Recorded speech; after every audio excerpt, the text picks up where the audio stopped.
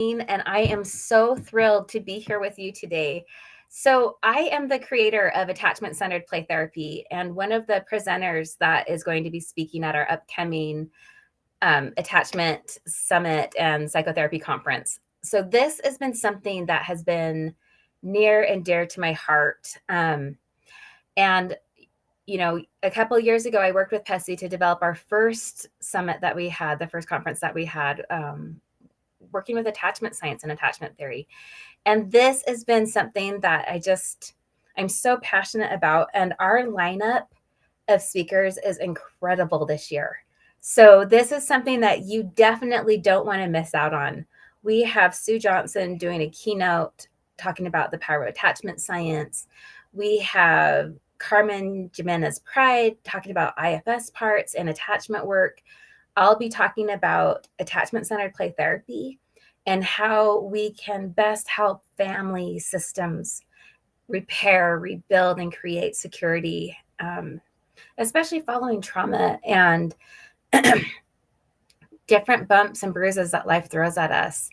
And I think, historically in child therapy, we've really focused on the individual child or maybe a dyad of like a parent and a child.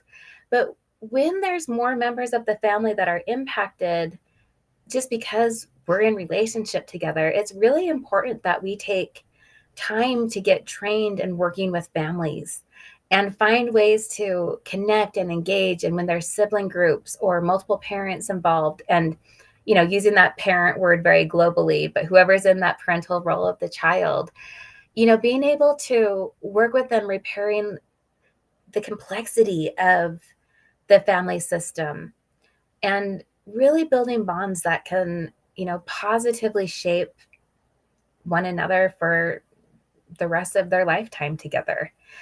And this is something that I know most therapists struggle with. I mean, that's a lot that we have to manage and hold as a clinician when there's multiple bodies in the playroom. And and working then with older kids too, like that sometimes can be complex. Like, how do we get the buy-in with our teens and tweens, let alone working with the parents in the process of that? And so these are some of the things that I'm going to be covering in our conference together. And one of the things that I'm really looking forward to is just learning about all these different approaches from the different presenters of how they're, excuse me, how, excuse me, how they are integrating attachment theory and attachment science into their work. And so in the conference, we have people looking at adult attachment styles, speakers talking about couples work. I'll be talking about family work, working with wounded parts, working with disenfranchised grief, working with the impact of ongoing racial discrimination and conscious and unconscious bias that so many of our clients experience, and that we as clinicians, so many of our clinicians experience too in their clinical work. And so this is going to be, something that I really hope will help kind of rejuvenate your desire and your work in your own practice.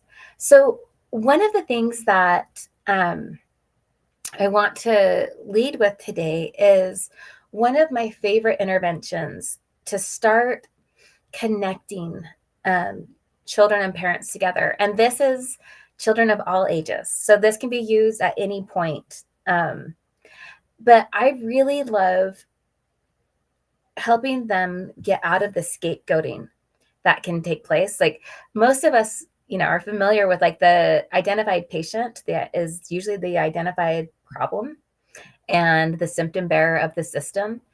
And so one of the ways I love to do this is to bring in some expressive arts and creative arts into the process. And one of my favorite things to do is to create monster boxes, feeling monster boxes. And I have on my YouTube channel, I have some different examples of what these can look like. But all you're going to need is so easy. You're going to need a Kleenex box, which most of us in therapy know that we go through these suckers so many in a week some days. And so you're going to want an empty Kleenex box, and then any crafting materials that you have on hand or that you want to get rid of, or you want to use. So I suggest having googly eyes, because eyes can be really symbolic of a lot of different things. Pipe cleaners, balloons, stickers. You can paint the box to be different colors. Whatever things you have laying left around. This is one of those great reduce, reuse, recycle interventions. And so what you're going to do is you're going to have the family together. And for the first session, the family is going to create their feeling monster. So they are going to decide what feeling they want to work on. And this isn't just the identified client working on it. This is the entire family system. So let's say the family chose worry. So they're going to make a monster, a worry monster box. And so everybody has to work together to create the monster. You can hear the symbolism happening, right? And so for that first session together, it's really just finding these moments of connection and creativity together, and hopefully these moments of delight as well. And helping, make sure everybody has a role in the process. We're looking at and assessing for family relationship dynamics, what role everybody plays in the family, right? Is there anybody missing? All of those great assessment things that we do. And what we talk about is at the end of the session, they're going to take the monster home with them. And during the week, whenever anybody feels that emotion, so let's say the worry, whenever anybody feels worry, they're going to draw a little picture of it, or maybe write down a couple sentences if they're older. And then they're going to feed it to the monster. And at your next therapy session, they bring the monster back and you open it up together and look at what the monster was fed during the week. And oftentimes this can lead to a lot of ahas, right? Because we oftentimes unconsciously are feeding our monsters, right? Whether it's acting out behaviors, it's hurt feelings, it's feeling unheard or unloved or not connected together, feeling so frustrated with one another. And it's really easy to blame it on one person, right? If Joey would just knock it off, if he would just listen, if he just wouldn't act out so much, everything would be so much better. But we know that in families, all of us play a role in these moving parts that keep the system going.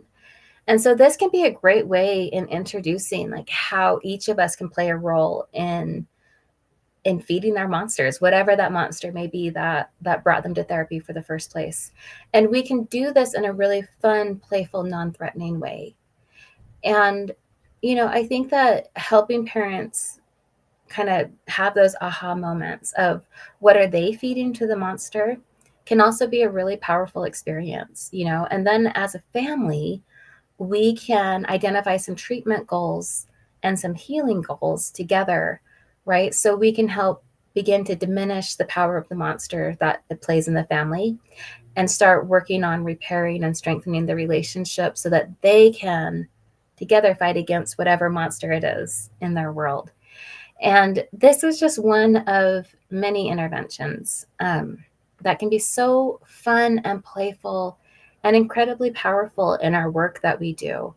And what I find is when we can give everybody space and a place in the treatment together as a family, that in and of itself can be so powerful, because one of the key attachment needs that we have is to be seen and to truly be known. And so often, and part of this is developmentally appropriate, but so often in our families, we really don't take time to actually know each other, right?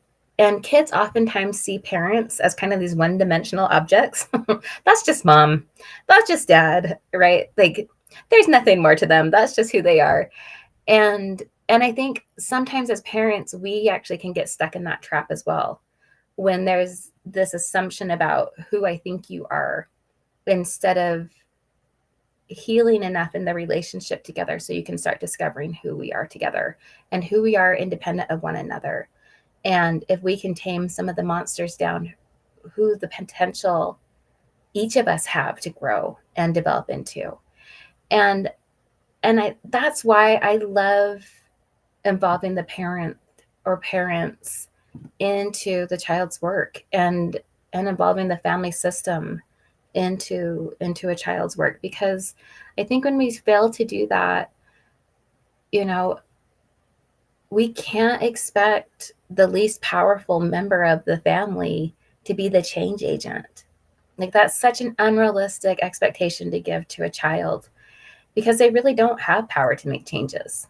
And so we've got to be mindful about who we're involving in the process and the therapeutic journey, so that do have power to make changes. And, that is the adult in the room. And so I hope this little intervention is, something that you can take and run with. There is so many more exciting things on the horizon. I really hope that you'll join us at this conference coming up. There is a QR code, I think, up in the corner right over there that you can scan, and it takes you right to registration. Or you can also register today at pessy.com/playfulbonds. And the Attachment and Psychotherapy Conference is just going to be one of those do not miss moments. It is going to be so phenomenal. We have such an incredible lineup of amazing women, which I just am so thrilled to be a part of, and just honored to be part of this process and part of this group. So I hope you're going to join me.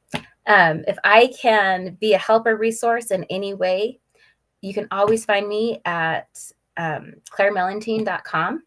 And I'll hopefully see you at the conference. Take care, everybody, and let me know how this intervention goes in your own